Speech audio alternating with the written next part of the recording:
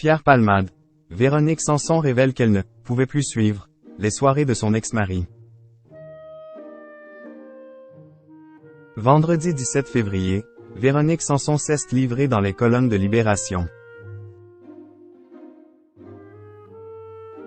Une semaine après le terrible accident ayant impliqué Pierre Palmade, la chanteuse a expliqué que son ex-mari faisait déjà beaucoup la fête à l'époque de leur mariage, au point de ne pas pouvoir suivre le rythme. Comme à son habitude, Véronique Sanson n'a pas manié la langue de bois ce vendredi pour son entretien avec Libération. La chanteuse de 73 ans s'est notamment livrée sur ses addictions du passé, notamment les drogues.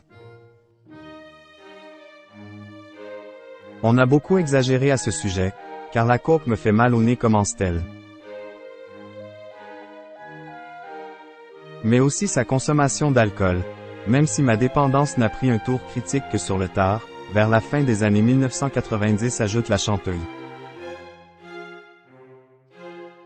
Une addiction qui lui a de façon étonnante permis de rencontrer son dernier compagnon Christian Meillan, son parrain aux Alcooliques Anonymes. Mais avant cela, une autre relation a fait beaucoup de mal à ses problèmes d'addiction. Son mariage avec Pierre Palmade, de 1995 à 2001, lorsque l'humoriste a annoncé son homosexualité. Si Véronique Sanson est parvenue à vaincre ses démons, ce n'est pas le cas de son ex-mari comme l'a montré l'actualité. Je suis resté de plus en plus à Triel, Pierre à Paris. Vendredi dernier, Pierre Palmade a en effet été impliqué dans un terrible accident de la circulation, ayant quitté sa voie pour percuter un véhicule à contresens. Résultat, une femme enceinte a perdu son enfant à naître, tandis qu'un homme et son fils de 6 ans ont été grièvement blessés et sont toujours en soins. En pleine fête depuis plus de 24 heures, l'humoriste a reconnu avoir pris de la cocaïne et des médicaments. Au point de ne plus se souvenir avoir pris le volant ce soir-là.